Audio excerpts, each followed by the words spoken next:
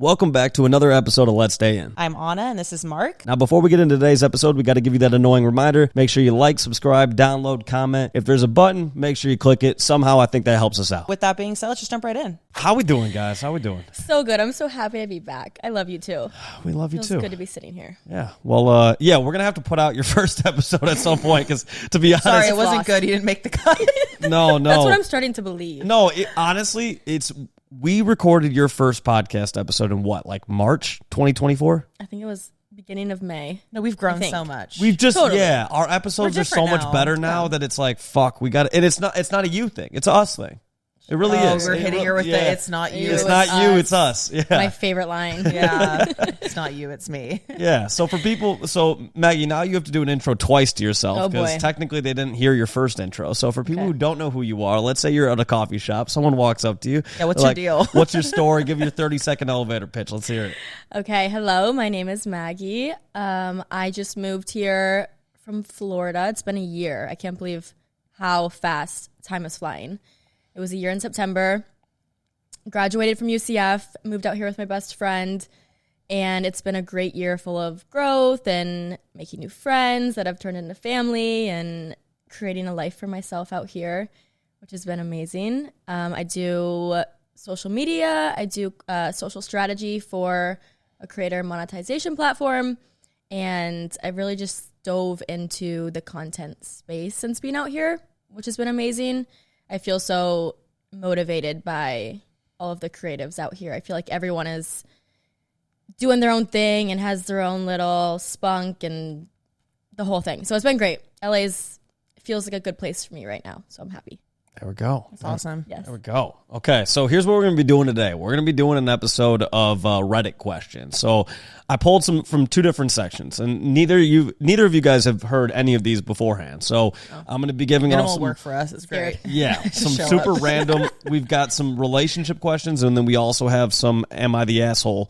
Questions. Ooh, so I always like those. What do you guys want to start off with? You guys want a relationship one, or you want an "Am I the asshole"? Are we feeling datey or are we feeling judgy? Let's do judgy. Let's do judgy. Let's get out of the way. Yeah, I like that. Okay, so that's the "Am I the asshole"? Yes. I would think so. Okay. So this first one, Anna, I'm going to give you a fair warning before I read this one. I know what your initial answer is going to be, but you got to hear the whole thing. Oh, so you want me to shut up? boy. Okay. I know. He's like, I want you to shut up for the Well, the it's duration of just this. this one. This is the most Anna question of all time. Okay, I'm going to just put the mic this way then. Here we go.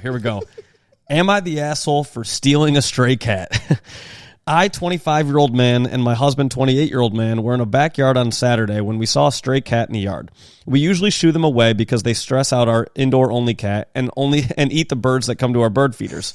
So my husband yelled, "Hey, shoo," at the cat. Instead of running away, the cat came running up to him and immediately meowing a lot. We were like, oh, I wonder if this is a neighbor's cat or something, and then noticed he was skinny, definitely not neutered, and had a small injury on one foot. If he was a pet, he definitely wasn't being taken care of. We thought maybe at first he was lost or an escaped pet at first, so we caught him and brought him inside to set him up, quarantined from our cat with a little litter box and food and water. Humane Society is closed on the weekend, so we plan to call them on Monday, and in the meantime, we put his image up on our local Lost Pets Facebook page with our email address. Today we got an email. Here's the exact text of the email. Hi, will you please let Bongo out so he can come back towards home? He is a feral cat, but he is loved in our neighborhood. He comes to my place all the time, and he stays out here at night and then leaves and comes back later. Laura and our sister, who we'll call Sarah, also responded to our Facebook post about a dozen times saying to let the cat go and asking if we got their email. This gave us a dilemma because, the cat's not her cat, right? This is a neighborhood stray cat she's feeding. He's not neutered. He's not getting medical care, and he's not being fed enough. We just can't let an unneutered, unvaccinated cat back out on the streets because some people would be sad he's not wandering around in the road. There's coyotes in our neighborhood. It's cold at night. He could get hit by a car or something. We responded in the Facebook post with a, "Hi, yes, we did get your email. In your email, you said he is a neighborhood feral and so does not have an owner or any regular medical care. His back foot is injured. He seems to have some parasites and he is not fixed. He's a fantastic indoor cat and wonderfully suited for adoption, so we're going to take him by the Humane Society to get veterinary care, a microchip, and ideally a permanent owner. Absolute explosion. Laura and Sarah are now spamming the Facebook page, threatening to dox us and call the police on us and show up at our house if we don't let their cat go. I feel like we're probably ethically in the right here, but it's extremely stressful and upsetting. If it was their cat, I'd never dream of not returning him, but like, he's not. They're not even taking care of him. They're changing the story now to claim he's an indoor/outdoor cat, but if that's the case, why did they email saying he's feral? Am I the asshole for stealing this cat? Oh my God. First of all, I'm starting to wonder if this was my neighbor who wrote this in, because I opened my door the other day. I kid you not. I opened my door and I'm walking down the hallway and I see my neighbor walking a cat on a leash. And she goes, "Oh, hey, just got this cat off the street. I'm trying to teach it how to walk on a leash." I go, I'm definitely in LA right now. Oh, that's me. But that's crazy. She's so passionate about it. So I feel like maybe it was a good call on her end to scoop this cat up and On his end. to scoop this cat up and bring it on in and give it some love and some TLC. No one should have a cat if they're naming it Bongo.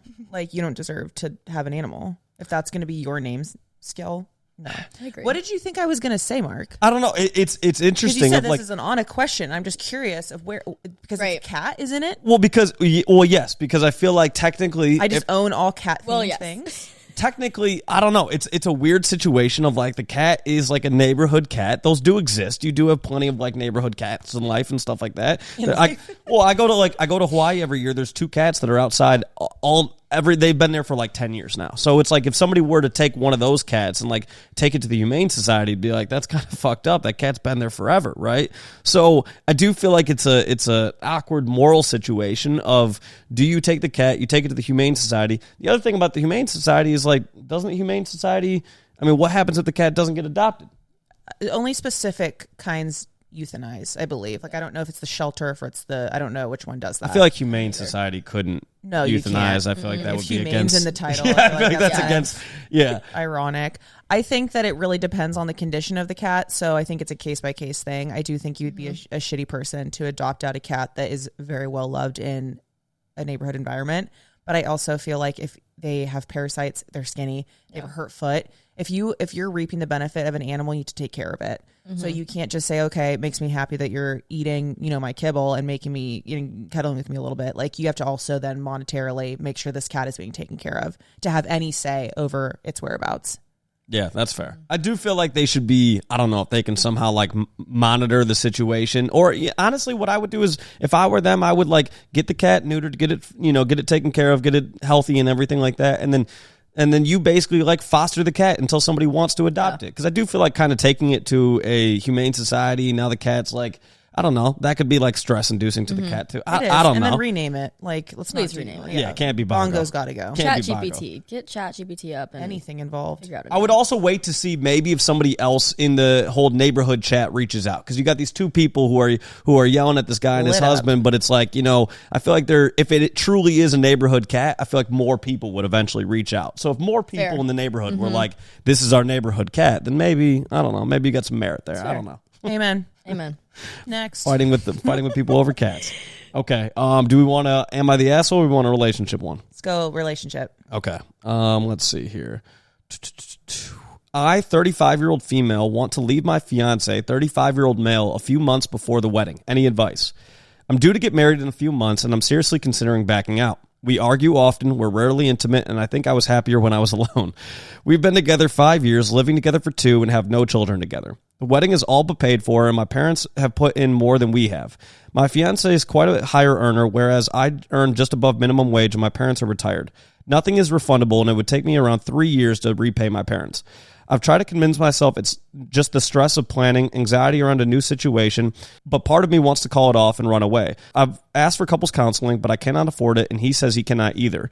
I genuinely don't have the funds, and he could easily pay for it, but I guess it's not a priority. Would I be wrong to cancel the wedding at such short notice? Is there any hope for us? I mean, I feel like this is a no-brainer to me.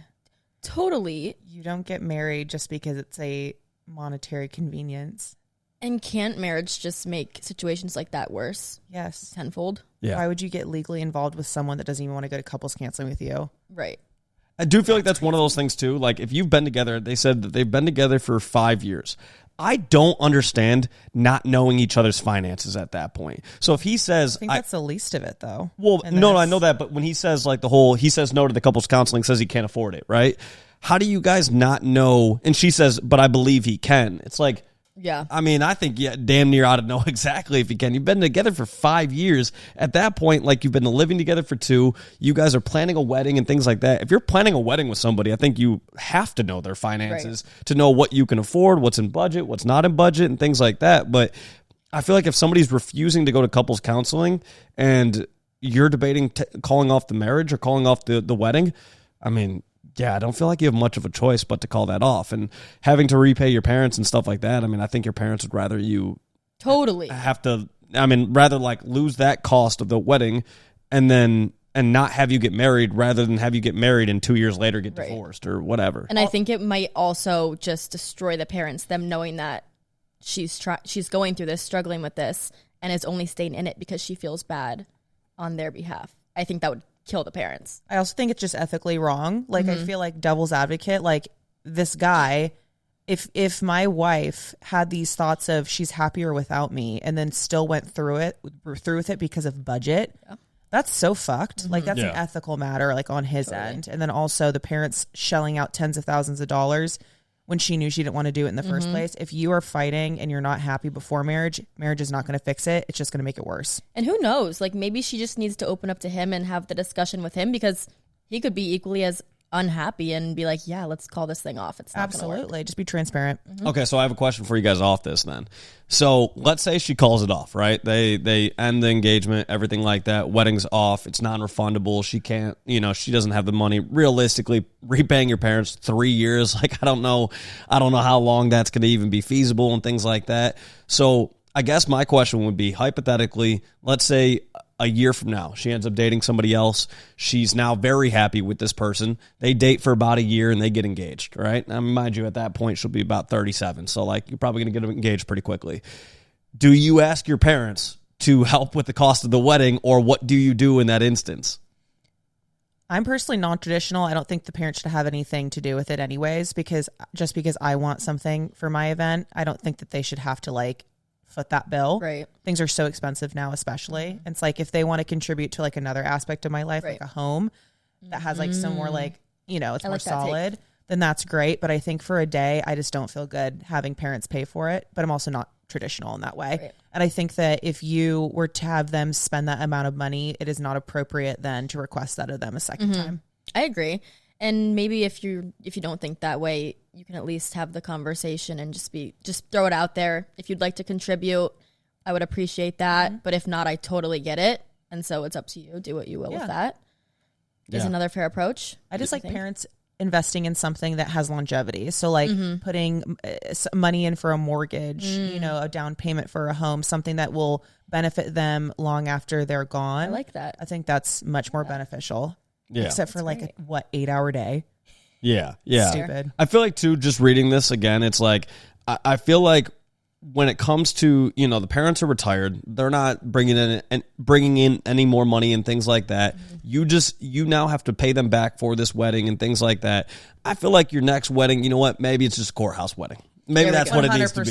Yeah. Maybe save the cost on all of it and plan a really nice day with some friends and whatnot, but maybe just go super low key with it. Maybe that's a better option. Right. But planning a wedding here's my other thing, and this just always like mind blows me about certain people. We argue often, we're rarely intimate, and I think I was happier when I was alone. Totally get marrying him. Why are you getting married? Like, what the fuck? Oh, he sounds like the one for sure. Yeah. The sky is purple. Yeah, sometimes people with that, I'm just like, you know what? When you wrote this out, did you read it through before submitting? Oh man, that's wild. Okay, Life. Here we go.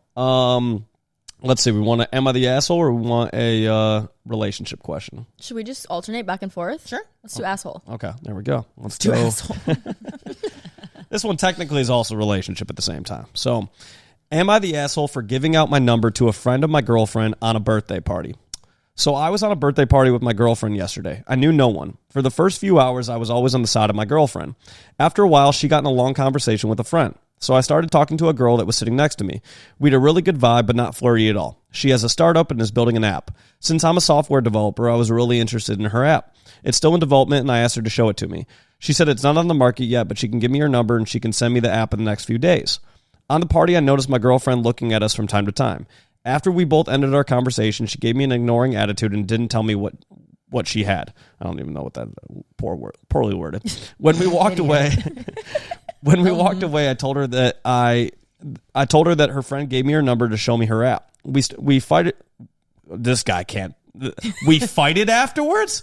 Oh, we have bigger issues. Oh, man, brother. We fought afterwards at home because she was, he spelled jealous with 2 L's. and just jealous. Like JELLOUS. That's okay. All right. You guys, I apologize for the poorly worded. Okay. We fought afterwards at home because she was jealous and she said that she knew what was going on. This morning, her friend wrote me, "Hey, it was really nice getting to know you. My girlfriend had a really big breakdown after this, insulted her friend, said it was disrespectful. I can understand my girlfriend. I would feel weird as hell too, but I feel like I did nothing wrong. I was only interested in her startup and her app. She proceeded to blame me that it was my fault and that I gave her friend the vibe that she could do this and that I don't respect her. I don't know what I was supposed to do. I can understand her point, but I was just being nice to her friend, and she offered to give me her number. The party was 80% women and 20% men." Wow. First of all, I think she has some insecurity issues. And sir, you should run for the hills. 100%. That gives me goosebumps and like PTSD. Yeah. No, I have a really strong opinion about this too. She's a problem. Like, I feel like I've been told I have a weird perception of male friendships, whatever.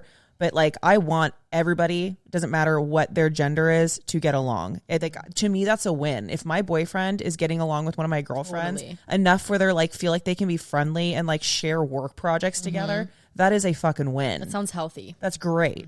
So as long as there isn't history of that friend maybe having been sketchy in the past, then there is no wrongdoing here. But then she could communicate that maturely of like, look, totally, she did this in the past, so it makes me feel a little bit insecure. And then he can be like, look, I get that. Yeah. We'll navigate it differently. I also just think it's like, okay, so he says in there he's a software developer and that her girlfriend's friend has an app. To me, it's kind of weird if you know that like your partner is a software developer and you also know one of your friends has an app.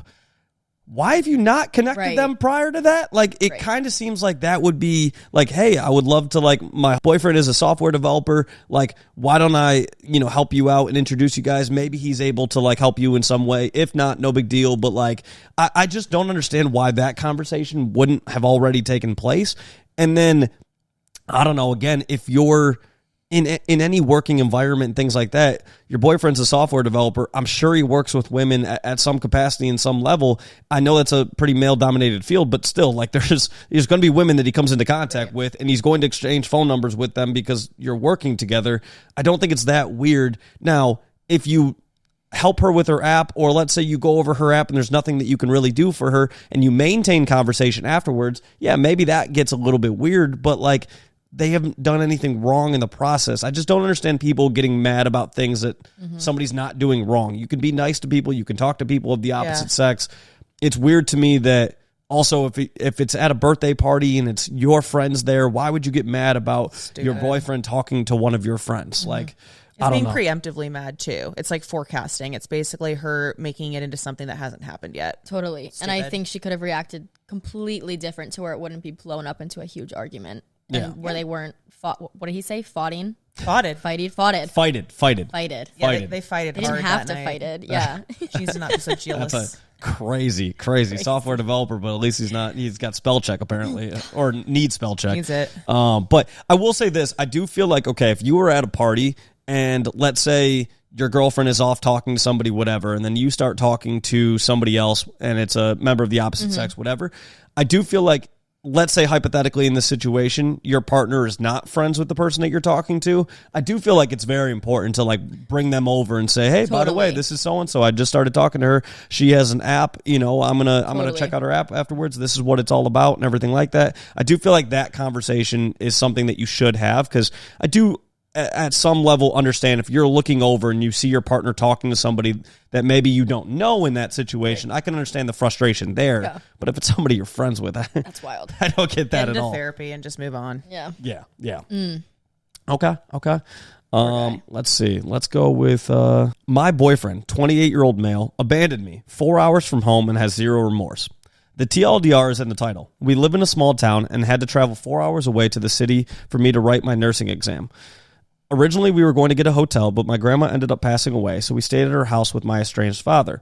I had backup plans to go to my aunt's if shit hit the fan with my dad, which it did. I'm not really sure what happened next exactly, but we were all drunk, and my boyfriend literally hopped out the balcony, got in the car, and drove home. He climbed out the window because everyone was trying to get him to not hit the highway under the influence, but yet he jumped out the window and got in the car. Everything I own, including my mental health medications, were in the car with him. After being stranded in the city with picturing it. Yeah. This is so bad. Diving out the window. After being stranded in the city with nothing but my vape, $2, and the clothes on my back, I finally managed to get home. So she was fine. She had her vape. She's good. I finally managed to get home. He avoided the question every time I asked what he wanted. Finally, I forced him to talk about it, and he looked at me in the face and told me he has no remorse for what he did because I should have put him in that situation in the first place. I'd really hoped that I would come home and there would be guilt, remorse, anything. Writing out was supposed to make me feel less bad. Somehow it makes it feel more real, but it isn't. Goodness gracious, the denial stage is a trip. Wait, what did she put him through again? I guess because it says... Originally, we were going to get a hotel, but my grandma ended up passing away, so we stayed at her house with my estranged father. So I'm guessing there's not a great relationship there. And she says, I had backup plans to go to my aunt's if shit hit the fan with my dad, which it did. Okay. She saw it coming. So it sounds like the shit hit the fan, and the boyfriend was drunk at the time and was like, fuck this, I'm out. Right. Hopped out the window, over the balcony, got in the car, pieced the fuck out. How did he not get like social anxiety after that? Like I would have woken up in the middle of the night and been like, what? I see both sides to it because I could see how she could have taken better precaution and been like, okay, this is my estranged father. Why would I want to put my boyfriend in this situation if he blows up as he did? And maybe just take the safe route and get the hotel room. So I see how the boyfriend could be very upset there. But I think he could have left in a better way than rolling out of the window. Yeah, that feels weird. With like in a car with all of her meds and things like that. I think he could have been like. She also could have been undermining the reality of the situation. Like I could see if shit hit the fan, like maybe he was just protecting his peace. He's like, this is messy. This is scary. I'm out. Like, maybe she's leaving out some stuff is kind of how it's feeling. Because if a person was having a fight and then just jumped out the window and got in the car and sped away, they have mental health problems. Like this is like a problem. Do you get what I'm saying? I think there was some things left out of that story. I do feel like there's definitely some aspects of the story that are left out. Yeah, we're not getting some. I think it was definitely far messier than she's making it sound. I mean, she did say shit hit the fan. She's just not exactly saying exactly. That's a spectrum, you know? It might have been diarrhea hitting the fan, okay? It sounded real bad. But but I mean, I'll say this. I do feel like in that situation, you have every right, if you don't want to be in that environment, to leave. If you are under the influence, no, you should not be driving, and definitely should not be driving 4 hours. But if you are in a city, then I think it is, as an adult, I would say, you know what? I am Ubering now to the nearest hotel.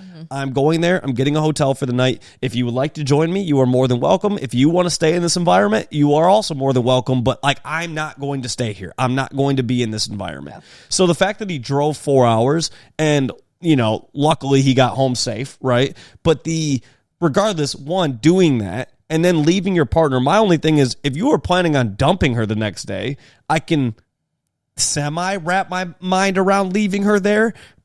I still think it's an incredible asshole thing to do. But if you're not planning on breaking up with her, you just left her stranded 4 hours away from you and like just think that somehow you're going to have a healthy relationship after this. Right. Like, I don't care what happens. You can't just leave your partner 4 hours away with no means of getting home. Like, especially when shit just hit the fan and you're going to leave the one you love in an environment like that. Like, I would be doing everything I could to get them out of the situation with me. No, absolutely. Yeah. That just sounds crazy. Yeah, that's insane. I feel like people need to, if you have awkward relationships with your family, though, I do think it is important for you to make sure you're protecting your partner and like I agree. Putting them in a safe environment too. It's not your partner is put in a very awkward position anytime there's like family drama that they're not a part of. Is like they're there as the innocent subject, right? And so I do think it is, regardless of whether it was like offered to you to stay there or whatever, I think at certain times you got to know your own family to know, is this going to be comfortable for us? And if it's not, get a hotel, do whatever. And if like you can't afford the hotel or whatever, don't go. But they said they were looking at hotels. So like, and she also said the other backup plan was the aunts. So like, I don't know why this happened to begin with. Like, you should have just stayed at the aunts. I wonder how long they were dating for. Yeah, there's a lot of details that I need. there. Yeah, I wish. Maybe they're doing meth. I don't know. I just feel like maybe this. Maybe they were doing meth. I don't know. Like in my head, I'm like, maybe that was happening. There's rats. I don't know. Like you had to get the fuck Cockroaches. out. Yeah. We don't know. Jersey cotton sheets. This We is don't true. know. Ooh. Wait, what was that? What'd you say? Chills down my Chills. spine. What'd you say? What kind of sheets do you have upstairs? Gray. What kind of material? I don't know. Shots fired. Like high thread count? I don't know. Shots fired. Egyptian cotton. Wait, what did I miss? What did you say? Do you have jersey sheets on your bed? I don't No, know what is. He I've doesn't never- like the t-shirt quality. No. Didn't we talk about that one time? We talked. So yes, I don't like those. He has like gray, just a normal good. sheet. He doesn't have the t-shirt. No, these You're are in the like clear. these are like $120 sheets. Yeah. Okay, you're in They're the clear. just gray though. Yeah. That's all I We can just tell had a you. conversation one time about It's an when inside guys joke, have the Mark. jersey sheets and you wake up in a pile of sweat, puddle of sweat. No, It's but not moisture wicking but here's at all. But here's the thing, Maggie. I'm 32 years old, and so I'm a fully functioning adult at this point. Perfect. So therefore, I have good quality sheets. I have good quality bath towels, the whole nine. We're not rocking. I'll be honest. When I was 23, when I moved out to LA, my this is gross. My bath towels when I first moved out to LA were whatever bath towels I took from whatever hotel Don't I say went it. to. I mean, that's kind of fair. You do what you can. You can do what you do. Have You to can get do by. what you You can do. do it. Have I taken toilet paper before from a public bathroom? Yeah, Did you really? maybe. How many rolls we talking? Yeah. Okay, so if I'm being, this is actually that really down petty, and I bad? really hope my college roommates. I got to use those towels a few no, times. this You're was just like- using The one. thick or the thin? So this was a pride strike. Was it so double ply? I'm going to run you through what happened. So my roommates and I had a system in college where we would cycle out who bought the pack. of course. And one of them was not buying a friggin' pack. And I would always have to just do her. I was pulling her weight. I kept buying the Charmin and she was not performing. And it got to a point where on the last roll and I went to the bathroom and I didn't have any toilet paper. And I was like, fuck, now I have to Yeah. literally rinse off. Nothing makes you that feeling of peeing and then having to jump in the shower to can't. rinse off No, to go I to can't. class is not a good one. No. So anyways, I go to the bathroom and I'm like, I'm not buying another piece of toilet paper. So I go to the bathroom and I just do the hand wrap thing. I put it in my purse. I love that. And I put it in my room. And every time I'd go to the bathroom, I'd just rip off some. So smart. What I thought I needed, ration it. Yeah, I went on a smart. strike. So that was why. Went on a strike. I went on a I strike. love it. That's funny. When I was in college, when I would go visit my family's house, I would just stock up on everything. I would just raid the pantry, take the paper towel, take the toilet paper. The non-perishables. Smart. Exactly. Well, see, I told my mom this when I got older because I felt like a real asshole about it. I had to just come clean. When I was in high school, my mom would ask me to go get groceries for her. I would buy gas gift cards so that I could fill my You were gas. such a con really? man. Oh my god. And years later, I was like, Mom, I'm gonna be honest. Every time I went grocery shopping for you. I was buying, a $25 Sunoco or whatever Oh my Speedway God. gift card, and I was like, I just got to come clean, okay? It Right. was- Write her a check. yeah. Seriously, she needs Honestly. to send a fat invoice. Yeah, pay her back. Now I buy dinner, so There you go. there's You do that. what you can. You're good. Yeah. Yeah. So I don't know. That's really funny. interesting situation here with Good luck with that. Yeah. God, that's got to be. Glad you have your jewel. Yeah. Yeah, I love how Just a girl she trained her left with her jewel. my vape $2 and the clothes in my bag. $2 is rough. No credit card, really? What are you gonna buy with that? No Apple Pay? I would love to hear the story too of how she got home. 4 hours is Seriously. a hell of an adventure. I want to hear his story. Yeah. Too. I want bet to get it's his very POV exciting. on this. Hey, if you're the male in this story, please contact us. You can come on the podcast. Yeah, we need to get you. We'd love on. to hear about We do. shit hitting the fan. How bad was it? Okay, here we go. Next one. I, 25-year-old male, am having trouble getting over an incompatibility issue with my girlfriend, 25-year-old female. Am I being ungrateful here? Before my current girlfriend, I had an ex that I was with for 2 years. I ended that relationship out of a simple lack of future prospects. We were becoming the relationship version of the stereotypical old married couple that has nothing to talk about but can't be bothered to get divorced. And multiple attempts to fix that haven't worked. One thing that was good was our physical/sexual chemistry. In fact, it's the undisputed best I ever had. For her. No, for him. And her. She's there too. That too. I still decided that's not enough of a reason to stay in the relationship. Fast forward, I'm with a new girl for about a year and a half now, and it's the yay old reverse. Day after day, I'm having trouble believing how much I match with this girl when it comes to conversations and spending time together. However, for whatever reason, it's just not translating into the bedroom nearly as well. It's okay, sometimes good, but never in the same league as it was with my ex. So the kicker is, when I occasionally see my ex, I'll catch myself reminiscing on that physical compatibility. I then immediately remind myself how much better I feel in the current relationship and how much of a better overall match we are. But the thought is still always lurking in the back of my mind. Anyone with a similar experience, what did you do? How could I attempt to bridge the gap with my current girlfriend? What are the long-term prospects here? Wow. I have opinions, but maybe they're not healthy. Oh, let's hear them. So you go first. No, let's hear your unhealthy opinions. I'm a dreamer, and I think you can have both. Like, if you are in a relationship and you find yourself fantasizing really about anyone, that's like, I mean, we're always going to be attracted to people regardless of how in love and compatible we are with people. But if you are fantasizing about your ex that you couldn't even have a conversation with, then you've got to let this sweet girl go, and she will be compatible for somebody else. But I think you can have the sex life that you want with the personality. Wait, why was that a hot take? Why was that a hot take? Just because, like, I feel like dumping a really great girl that you're compatible with because the sex isn't that good. The bet isn't good. The sex isn't that good. I mean, I thought that was kind of like toxic. Is that not? No, I mean, but I'm like, the thought of saying you can get both, I don't think it's like crazy. Like, let's just say this girl's perfect for you. Like, everything about he sounds like he's really happy with her. But I just think anytime you are fantasizing about someone else, you're either not ready to be in a relationship or you're not with the right one. Especially your ex. Especially the ex. Like, that's crazy. Yeah. Like, I get fantasizing about a celebrity or something, but your ex, like, let the poor girl go. Or the unknown is pretty bad, too. I think there's always going to be, I mean, if you've had sex with multiple people in life, you're always going to be able to say, like, this was the best, right? Yeah. Like, and I do think it's not wrong to say that, like, maybe the person that you end up with in life, it's not the absolute best with.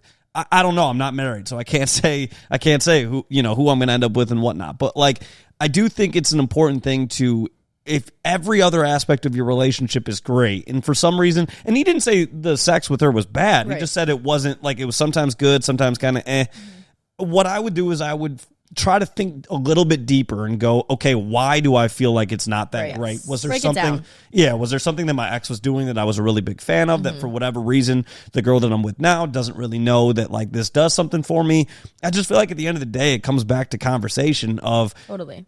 Sex is obviously intimacy is an important part of a relationship, but it is the other aspects of it. He said his relationship is fantastic outside of that. It's like, okay, well then continue to work on that, on the intimacy side of things. And for whatever reason it doesn't improve, then maybe you decide it's time to move on. But, like, I don't know. It's like, I think you probably are having, like, it's probably a little bit toxic that he said he sees his ex-girlfriend, not just thinks about her, but, like, sees his ex-girlfriend. Probably should remove yourself from that. Maybe, honestly, maybe that's it. Maybe it's just the mental part of, like, if you're still seeing her and things like that, like, maybe that's what it is. And it's not really the physical nature that you're missing in your current relationship. Maybe it's just, like, because you're seeing your ex, she's still a thought in the back of your head. And then as a result, it's affecting your sex life with your new girlfriend. Yeah, and I think just have the conversation, tell her what you like and what you don't like, and that could fix a whole lot. It could just communicate. Yeah. I also think that, like, sex isn't just about, like, the actual act of sex. I feel like it's your relationship surrounding it, like how sexy they make you feel, how attracted they seem to be to you. Like, I just feel like intimacy is so much more than just, like, a physical aspect. And if he isn't feeling desired on a day-to-day basis by her, then that relationship is kind of about that. I agree. Yeah. I will also say, too, I think sex is 10x better when you love somebody. So, like, if the last relationship he was talking about, like, the sex was great, but we, like, had nothing to talk about outside of that, to be fair, I'm like, I don't even know how you can say that you love that person. Like, that's a strange thing. I almost feel like this guy needs a level of therapy, because it seems very toxic to me that you're able to, like, for whatever reason, you had this, like, deep connection in the bedroom with her, but on nothing else other than that, and that this current relationship that you're in, everything's great, but like for whatever reason, the sex is, again, he didn't say it was bad. It was just, it's like that. I almost feel like it's a mental block. I don't even know if it's physical. He's in his head. What's that facial expression? I totally disagree. Yeah? Yeah. But I'm not going to elaborate. I don't think you have to have anything in common or have any sort of depth or love involved to have good sex. I don't think that's synonymous. I don't think it, but I'm not going to speak on it. For me, I feel as though that emotional connection means so much more to me, and like that can make or break sex, in my opinion. Yeah. Because if I'm mentally and emotionally stimulated by this person, it's for me going to make the sex better. Yeah, yeah. I mean, they say men have the 7 seconds of clarity afterwards. You guys. Wait, can you elaborate on that? Like when they just lay there. The post-nut clarity is an incredibly real thing. Like if you give a shit about a chick or don't give a shit about a chick, you know exactly in that moment. Like, and I think every guy would agree with that. Oh, that's very true. Yeah, I think girls are like that too. No, but they don't say it with women. They say it with guys. You don't nut. Ew. It's called post-nut clarity. And it's a thing. Yes, 100%. But a girl's also going to have post-sex clarity. No, but actually, I think it's the opposite. Don't It girls is. get more confused Yes. after sex? So I think women fall in love through sex. I think guys fall in love through like quality time. And so feeling women, there's a supported. hormone. Yeah, there's a hormone that's released when women have sex that makes, it's actually crazy. That makes them, Attachment. yes, totally. And something's released and it makes the woman fall in love. Whereas for guys, it's different. It's through like quality time spent together. Yeah. Nothing Yeah. sex related. That's Yeah, so true. I would That's think facts. that. Like, Yeah. I've never become closer to a girl after Totally. having sex with her. Like, it's like everything else, and then sex is like the cherry on top of that. I always say to me, the only thing that, like, I don't know, I guess, like, brings me closer to her is if there's more risk with it. And here's what I mean by that, and this is going to sound, oh man, my mom listens to these episodes.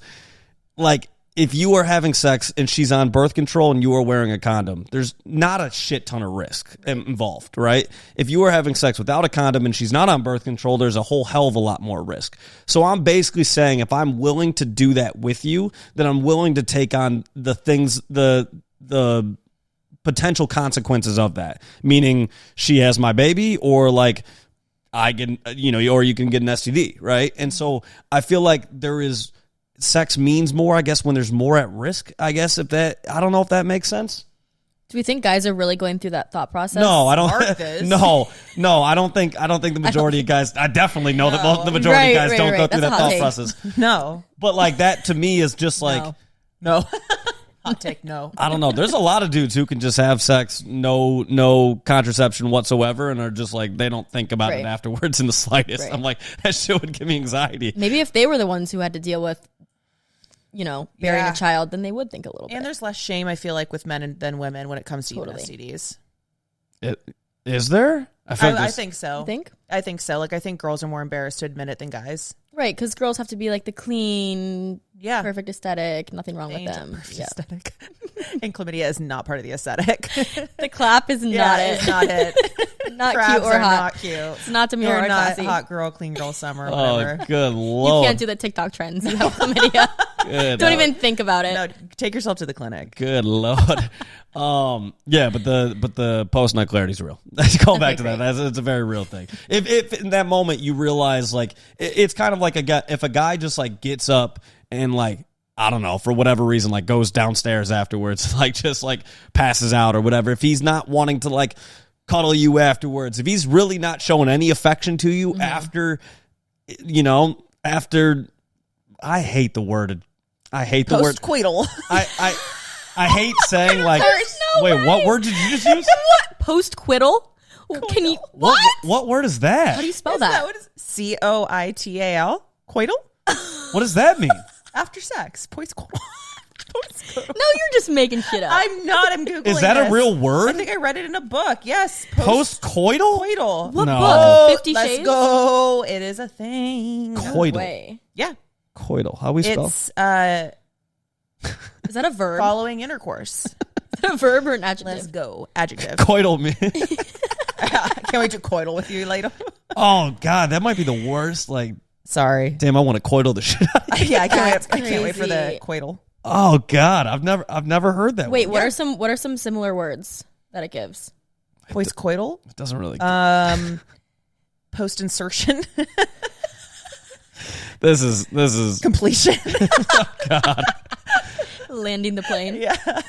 No, that's cool. That's hot. Oh, but there's. I want a guy to tell me he wants to land. You know what? Never mind. Never I think we're mind. veering off and we're getting delusional. Wait, one minute. I'm just reading all this. Coital means relating to sexual intercourse, especially between a man and a woman. For example, marital reproduction may no longer be solely coital, as it may include a surrogate carrier or a third-party egg or sperm donor. Okay. The coital alignment technique, have you heard this? Oh, No. I haven't tried to align coitally.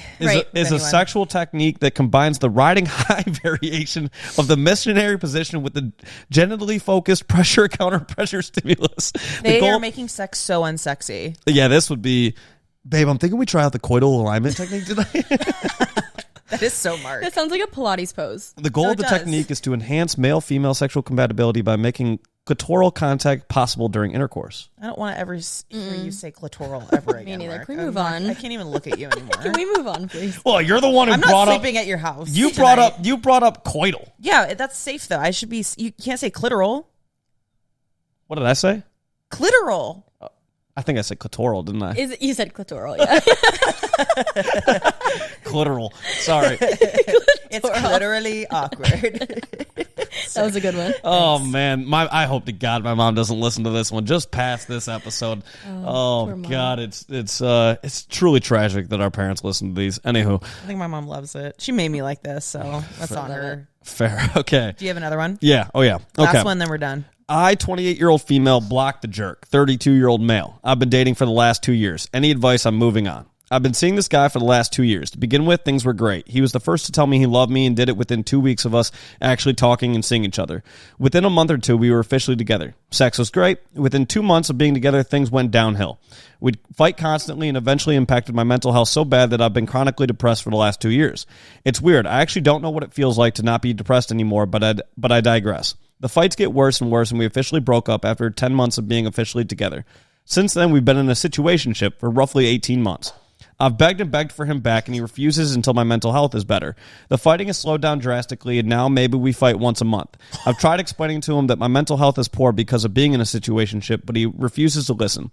We don't have sex anymore, neither of us are physically attracted to each other, and although we are conventionally attractive and look after ourselves, sex became something that it started to get withheld and would only get if I deserved it. If I hadn't had a mental breakdown for a while, although his approach was never consistent. It started to also fuck up my perception of sex and created a dangerous narrative. I started to cry every time after. Oh God, God, I almost feel Weird talking about this. feel weird. Okay, You're so not depressed. You need to cut the guy out. let's fast forward to the end. I guess my question is, how do I move on? I don't really have any friends. I've never got much confidence left to start dating immediately, and my relationship with sex is still royally messed up. Can't afford therapy, so how's the best way to move forward? Okay, first and foremost, she needs to cut him off for good. Can't stay in the same environment that made you sick. And you can't make friends when you're constantly depressed and going back and forth with a person like that. That's all consuming. So as soon as she completely cuts it off, friends will come. And she needs to prioritize herself, like gym. Yep. You know, all this sort of things, social events. And first things first, never talk to him again. Yeah. No, that's wild to me. It's like when these people are typing these stories out, it's like, are they reading what they're typing? It's like addiction, though. Like it really is like a drug addiction at this point when people keep going back to someone that's making them so sick because there's nothing that's giving you like a good high. Mm-hmm. Just like the highs and the lows. Well, I mean, they talk about like Stockholm syndrome, right? Like, you know, when you fall in love with your captor, essentially, right? So if you're in an incredibly unhealthy relationship, you're essentially going to fall in love with the unhealthiness of that relationship, right? So in a way, it's like, I mean, yeah, you have to, I think anytime if you know what is the source of your depression, you have to remove that source of your depression. I mean, there's literally no other way to solve that. I mean, it's like, if you know this person is affecting my mental health so much that I'm chronically depressed, well, then yes, you need to remove that person from your life. It's just not healthy for you at that point, right? Amen. Self-respect. Yeah, but then again, in terms of moving on, right? Because again, like I think it's easy to say, well, just leave, right? But again, I think that from the moving on standpoint, I think the best thing that you could probably do in that moment is remove anything that can give you any sort of like interaction with him. If you follow him on social media, block him, Totally. delete him. Don't allow yourself to create burners to go and look at his page and things like that. Like, remove anything that you can from him out of your life. Delete old photos. Like, do all those sort of 100%. things. Actually, I'm curious what you guys take on that. Do you guys delete photos when you break up with somebody? I do. I've only been through one breakup, but I deleted some of them. I don't know why I didn't. I didn't off my Instagram or anything because I think that was a part of my life and I don't want to erase that. But I think there's something to be said for like out of sight, out of mind. And, you know, if you're trying to heal from someone, they can't be the one that you're constantly seeing and, you know, that's in front of your face. God, I was going to say something. I forgot what I was going to say. I mean, Take it over. I'll think of it. I always delete. And my last relationships didn't end amicably. Like there was cheating involved or just like not kind, things like that. Okay. And That then makes sense. I don't want to be associated with you. Like if I think you can be so cruel to someone that loved you, Totally. then I don't trust your ethics and I don't want to be associated with someone of your character. So I just wipe that slate clean. And I also have a really weird toxic thing of like, we've all been that young girl looking at our new boyfriend's page and then like seeing the comments and the like old relationship. And there's like a thing of me that like wants to erase that so that there's no stalking involved from like the new girlfriend or the new girlfriend's friends. And then they can't like go back and compare their, I don't know. I almost think about the girls. You're so nice. Do you get what I'm saying? I get though? what you're It's kind of saying. like, why are Totally. we doing this? Like we didn't work out for a reason. Why would I put his new girlfriend through Totally. any sort of shit? Like we're not together. So I just like to wipe anything that could be a topic of conversation, make any I girl agree. feel insecure or make her want to compare or anything. I remember when I was going through my breakup, it was like 2 months later, and my ex had gone into a new relationship. And I had all my girlfriends texting me left and right, like, oh my God, freaking out, asking if I want to see it. And I'm like, guys, I don't want to see it. Why would I want to put myself back in those memories and those thoughts in that situation? Like, I'm protecting my peace. Seeing that does no good for me. And like, in what world would I want to see that? And I think that's part of like what can really take you a few months to heal from something or take you years to where then problems are coming up in your next relationships because you're not healed. And I'm all for out of sight, out of mind. Absolutely. 100%. I think there's also an obsession that I think we should actually like dive into another time as a whole podcast episode is the obsession that a lot of women develop around the new girl or the ex-girl. And it's like this thing of like the new girlfriend versus the ex-girlfriend. And there's so much like she's prettier, she's more successful, she's this, they like her. I feel like there's so much competition between the new and the old. And I just want to kind of I want to dive into that a little bit more because that's something that I know a lot of women relate to. And I've done a lot of healing in that topic where, you know, before I used to be so threatened by my partner's ex's success, thinking that it somehow detracted from my own. Right. And then as I grew up and I became healthier in myself, now I want to be friends with the exes. Yeah. So I feel like it really, your relationship and your opinion of a past girlfriend really has everything to say with you. And I think when you're insecure, the girlfriend is so much more, the ex is always prettier than you, funnier, more successful, hot, all the things. When really it's not the truth, one, maybe, and two, it doesn't fucking matter. No, it didn't work out for a reason. It didn't work out for a reason. Assumptions can be a scary thing. Yeah. Never want to assume. Yeah, and I mean, I think it all depends on, I guess, like how your relationship ended. If you had a kind of, you know, I guess it depends on how you look at that relationship, right?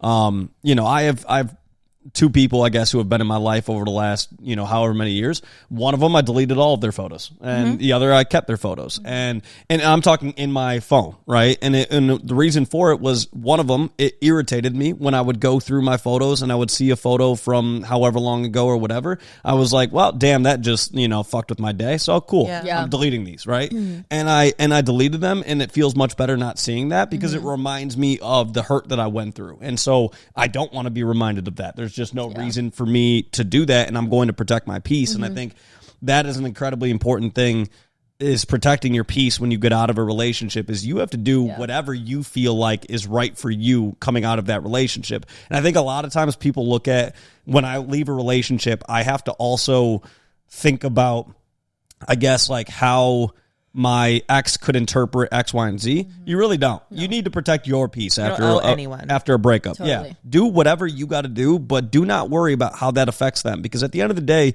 your peace is the most important thing in your life. So if blocking somebody on social media, if unfollowing them, if deleting their phone contact, if blocking their phone contact, if deleting their photos, like if you need to do something to move on, then by all means do it, and don't worry about how that affects that person, because at the end of the day, again, your peace is more important than literally anything else. And if they have any ounce of respect for you, they'll understand that if you need to do something to move on and continue your life, then like they should understand that's what you had to do, and it is what it is. And they're not always going to be a fan of it. Yep. Protect your peace. Amen, sister. Yeah. Protect your peace. I guess, is there any advice that we would give outside of just, I mean, again, I know protect your peace is kind of a broad term. Anything that, like, if you can't afford therapy, but you went through a bad breakup and everything like that, you're trying to get your mental right, anything that you guys would recommend? I would just say find a support system, build a support system, go to people you love and you can trust, you know, with your story and who can give you good advice. I think going through my breakup, the best thing for me was being surrounded by my friends and family and talking things out and, you know, getting different opinions and understanding why this went wrong. And, you know, it's nice to have another opinion, and that doesn't mean you have to go to therapy. The people around you sometimes can be even better than therapy. So, yeah, I just think finding people who can kind of take some of the hurt out of you by talking through things with you. Okay, I have two pieces of advice. One, breakup, heartbreak, anxiety, everything around that makes it so that you fill in the blanks. So you get one piece of information, you get another piece of information, and to make that storyline make sense, you try to piece the two together, and all you're doing is ultimately lying to yourself. So like, for example, you see that he's, you know, going out and partying, and he dumped you recently. What we do is we fill in the blanks. So we're like, okay, the storyline is he's going out, hooking up with girls, getting girls' numbers, not thinking about me. He never cared about me. So you just elaborated an entire story in your head that was based off of one story of him getting drunk at a bar. That's stupid. So don't hurt your own feelings and fabricate a story just to make something make sense and to soothe your anxiety or whatever. And then number two, this takes work, I think, throughout the duration of a relationship, but I think you have to have your own autonomy. I've had relationships where my friend group was their friend group, and that breakup made it so then I lost a bunch of friends, or I had to then keep hearing about that boyfriend. And I think that when you're dating somebody, it is so important to integrate yourself into their life, but make it very clear of, this is my friend group and those are your friends. And like, I know that can come off cold, but like, I will never fully integrate into a group the way that I have in the past, because if there is a breakup, you want your people that you can go to your locations and not have to hear 100%. Or see this person. 100%. Yeah, I think people don't think about that enough. Yeah. It does happen. It's like you start dating someone and you're with them 24/7.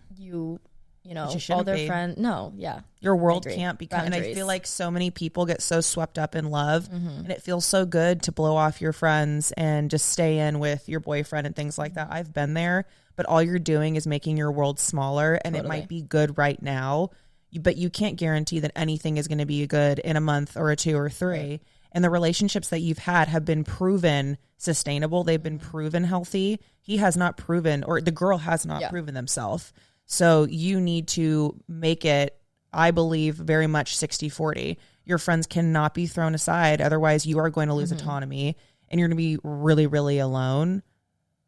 And those people are the people who you'll go back to when the breakup happens, and then you're going to look like an idiot for going back and being like, hey, I was just MIA for the last 2 years, but here I am. Like, will you take me back? And they'll feel really used. And like, you can do that a couple of times, but then you'll become that friend that only cares about you when they're single, and that's just not okay. So going back to your first point about how filling in the blanks is so common, have you heard that it's harder to go through a situationship ending than a relationship ending because you fall in love with someone's potential, but you really have no idea what it would have been like to date them, so you just think about it like fairy tale and you know, all the good things when you have no idea. Often you're actually in love with yourself because you're projecting all of your qualities onto them and all of the things that you would have made a what if. Yep. So I think in those moments, I've become very, very clear about what I actually want in a person in a life, because I'm thinking, okay, all of the potential that I fell in love with wasn't there. So therefore I'm looking for that in the next partner.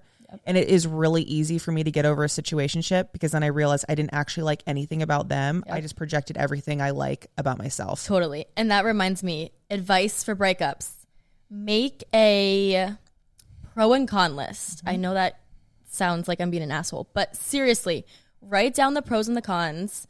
And if the relationship was messy, sometimes the cons will heavily outweigh the pros. And if you have that sheet to go back and look on when, you know, you're missing the person who just broke up with you or you broke up with them, the con list is so helpful, like so helpful. That really got me through my breakup. And now since then, I've like written out lists of what I want in my next partner. And now the relationship I'm in currently, it's like he hits all those marks because from my last relationship, I took all the pros and all the cons, and I'm like, okay, I want this, I don't want this. So I think having things physically in front of your face to read can really help you out there.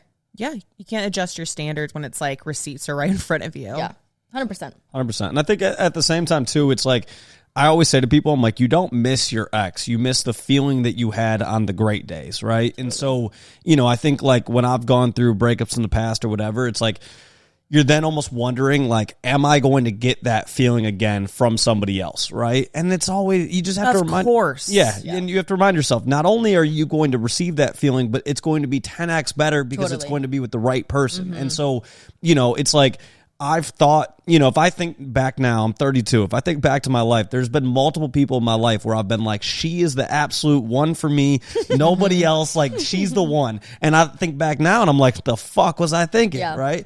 But it's like, I don't miss them. I miss that feeling, right? And so then it's reminding yourself, okay, when I'm with somebody else, you know, I remember there was like at one point I went through a breakup and then I went on a date a few months later and like the date was just not it, right? Like it was like, I was like, damn, this is just the worst feeling. Yeah, this is just not it. And so then you, like in that moment, you have to stop yourself and go, I don't miss my ex. I just miss the feeling. Like, and this person that I just went on a date with, they can be incredibly nice, but they're just not right for me, right? And so they can run to the bathroom and have diarrhea. Wasn't that you who told us that story? Yeah. But well, that wasn't on this podcast, so I gotta. That just made me think about that. Yeah, that's one of the best stories. Did you know that story? The burger one. Yes, we have to cut this. That's my favorite story. It's so that's good. ever been told to me. It's so good, and she went in the car and continued to get sick. I feel like I could tell that story. There's no story that is better than that, in my opinion. I mean, should I tell this story on the podcast? I mean, it's like she's not going to hear it. I need you to, and I'm going to put the mic away so I don't wheeze. Yeah, I mean, you could. I lose it every time. Because I want to start off by saying I love this girl. If she's listening to this, I want to be your friend. We are so similar. I love you. Yeah, I mean, the bring your mic over on in case you have a commentary to it. I'm just so worried that I'm going to wheeze and interrupt you. It is what it is. So, so it's so good. A few months ago, I was like, damn, like, okay, love life's a little dry right now. I need to go on a date soon, and so I'm on a dating app, and I connect with this girl, and she messages me basically instantly. Was like, you know, we should get together. When are you free? Yada yada yada. And I was going out of town, I want to say like a day or two later, and I think Anna was coming into town for to record a few podcasts, and so I was like, I legitimately, the only time I could get together is in like the next 3 hours. It's like you're either free in the next 3 hours or you're not, right? And so she was like, and mind you, I only had 3 hours. I had an event I had to go to later that night, and I was like, I'm not bringing somebody that I've never met to this event. I'm already crying. I know. Yeah. Get to it. And fuck, Mark. Get to it. In the plane. So long story short, I say to her, I was like, I'm only free for the next 3 hours, so if you want to go grab a drink, we can go do that. And she's like, let's do it. I'm down. So we park in the same parking garage, and I see her like walking like 30 feet in front of me, and I was like, you know what? Let me just like, I was like, hey, like, I think I'm behind you, basically, or I think I called her, whatever. So we start walking, and probably like a minute in, I'm like, yeah, the vibe's just not right. Like this just isn't it. She's a very, very, very nice girl, but like this just isn't it. This is not my person. Were you catfished? No, and she was hot too. You were really nice about her. Yeah, overall. she was a good looking girl, cool. just not my personality type. And you were really nice about her. so we go to this bar, and I had already eaten because I think it was a little bit later in the night. And so she was like, "Do you mind if I eat?" And I was like, "No, by all means, like, eat." And so, so I order a beer, and she orders wine, and then she orders a burger. And Not real. and so the burger gets there, and she's like, "Oh God, I just love a burger that has sesame seeds on the bun." Who and I'm doesn't? like, No, they are great. and I'm like, yeah, I get that. Okay, cool. And so she starts eating the burger. She's like, "Oh, this is good." And I was like, "Okay." And then the waitress walks up and she's like, "God, I just love that you guys have sesame seeds on the bun." And What's so wrong with that, Mark? I would do that. I would be like, "I love the buns. There's I nothing. love you." But listen, when you're on a date, you're married. picking up on the little things. Yeah. I was just kind of like, okay. Do you even like me then? Because everything she did and has done is something that I actively do. Don't make this about you, okay? I'm just saying, it feels personal. The reality of it is, it caught my eye that, like, okay, she mentions the sesame seeds in the bun twice in a 45-second span. I was just like, okay, you must really fucking love sesame seeds on a bun. Like, okay, all right, duly noted, right? So then, fast forward, probably 20 minutes, we're just chatting, whatever, and she houses this burger. I mean, I love like, it. she wolfed this thing down. And again, there's nothing wrong with that. Like, you're hungry, whatever, girl, gotta eat. Like, I get it, but she housed this thing. I mean, she So crushed good. this burger, like, probably faster than I could have crushed it. Did she get fries too? She got fries. My girl. Yeah. And they were good fries. I had a fry. I had a few.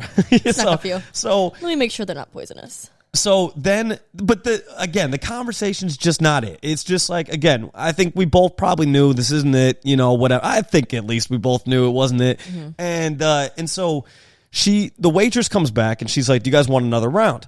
Right as I say no, she goes, "Yes." And so she's like, "Oh no, never mind then." And I was like, no, it's all good. Like, you can get another glass of wine. Like, I'm good. I gotta drive to my buddy's event after this, so I'm not gonna drink anymore.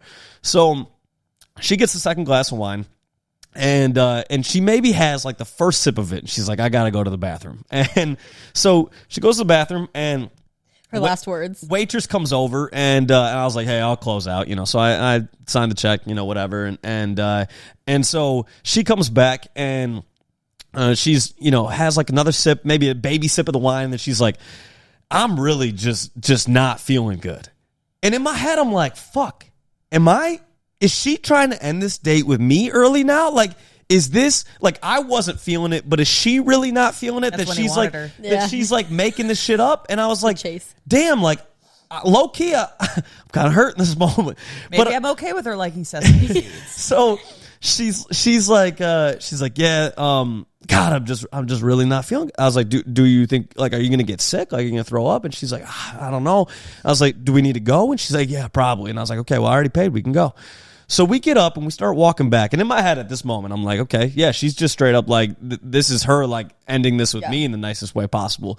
And then all of a sudden, she like leans over, like hands on her knees, and she's just like, "Oh, I'm really not feeling good." And I'm like, oh my God, she's going to projectile vomit like right in the middle of the streets. And I'm like, oh, please, like, can this not happen? And so She's really playing the part if she's not sick. she's she's doing well. I'm trust me, no one's making this up. Like, she's at this point, I'm like, damn, she's really down bad. And I was like, I think she's going to get sick. But I'm like, food poisoning, you typically she had a shit. You shit. she You had a shit. don't puke. So I'm like, oh, this is bad. So we get back to her car, and she opens up the back seat of her car and just like planks in the back seat of the car, like chest onto the. I was wheezing. Look at this. She's Just like, she's picture this. She's chest down on the back seat of the car, She's seeing Jesus. with her legs up in the air so that she can fit in the back seat of the car, right?